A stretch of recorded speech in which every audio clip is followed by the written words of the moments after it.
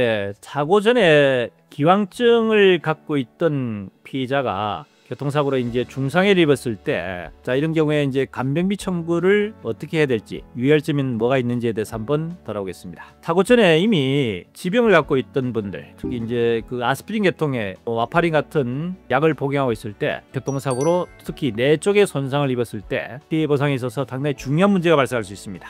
근데 이런 분들이 실제로 사고를 입고 또 뇌 치명적인 손상을 입었을 때, 식물인간이라든지 중증 뇌 손상을 입었을 때 간병이 필요하지 않겠습니까? 자, 이런 간병비 해결을 해야 되는데 보험사에서는 이런 사고 발생했을 때 1차적으로 진료기록을 요청하는 경우가 많습니다. 자, 그럼 진료기록을 요청했을 때 피해자분들이 어떻게 대처해야 될 것인지, 간병비 지급을 위해서 보험사 요청한 자료를 그대로 다 제출해야 될지, 아니면 좀 더 주의해야 될지, 실제적으로 이런 문제가 실무적으로 상당히 문제가 됩니다. 보험사 입장에서는 사고가 발생이 되면 피의자인 정보가 필요하겠죠. 특히 중증 뇌손상 환자 같은 경우에는 추후에 소송까지도 대비해야 되기 때문에 사고가 발생했을 때 피의자의 정보가 필요합니다. 피의자에 대해서 간병비를 지급하려는 명분, 보험에서 약관 규정에는 급수 판정을 해야 됩니다. 상해급수가 1급부터 5까지 범위 내에서 간병비를 지급할 수 있기 때문에 그 급수 판정을 하기 위한 명분에서 피의자의 진료기록을 요청합니다. 자, 그렇다면 피의자 입장에서는 우선 다급하기 때문에 간병비 지급하기 위해서는 당연히 자료를 제출해야 되겠구나 라고 해서 그냥 무방비 상태에서 자료를 제출했을 때 불이익이 생길 수 있는 문제가 있다는 이야기입니다. 어느 정도 일정한 치료가 종결되고 난 뒤에 보험회사 상대에서 손해 청구를 해야 되겠죠. 합의를 할 수도 있고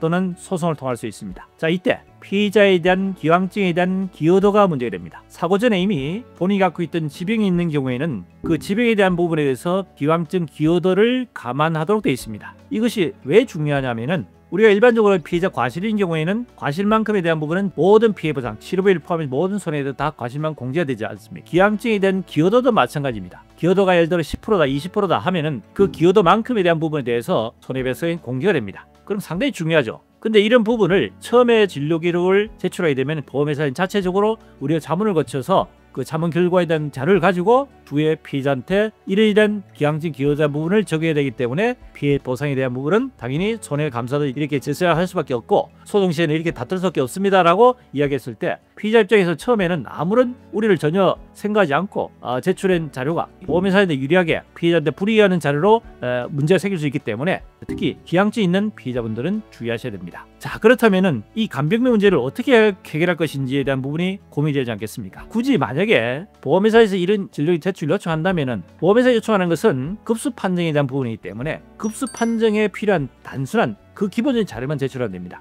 일단 기본적인 진단서 또는 뇌 손상으로 인해 가지고 만약에 급수 판정이 필요하다면은 의식 사정 점수라는 중환자실 기록지에 그 표가 있습니다. 그 점수에 해당되는 그 부분에 대한 것만 제출하시면 됩니다. 의식 사정 점수를 보고 급수를 평가할 수가 있습니다. 그래서 그 부분만 제출해서 하면은 다른 기록들은 제출하지 않더라도 급수 판정이 가능하기 때문에 간병비 조각을 받을 수가 있고, 만약에 그 부분마저도 만약 걱정이 되신다면은 중증 환자, 중상해 환자는 어차피 가해자가 형사처벌 대상이 됩니다. 가해자 입장에서는 형사비를 해야 되겠죠. 요즘은 대부분 다 운전자 보험에 들어있지 않겠습니까? 중상해 같은 경우는 보통 한도 금액이 최고 2억까지도 형사비 지원이 가능합니다. 그 금액으로 형사비를 하게 된다면은 피해자 입장에서는 사건이 종결될 때까지 그 비용으로서 간병비 해결이 가능하지 않겠습니까? 그래서 굳이 보험사에다가 불필요한 자료를 제출함으로 인해 가지고 여러 가지 고민하지 마시고 차라리 형사비를 통해서 그 비용으로 해서 간병비를 해결하는 방법 말씀을 드리고, 그리고 마지막 한 가지, 보험회사에다가 간병비 청구를 하는 방법은 소송 이후에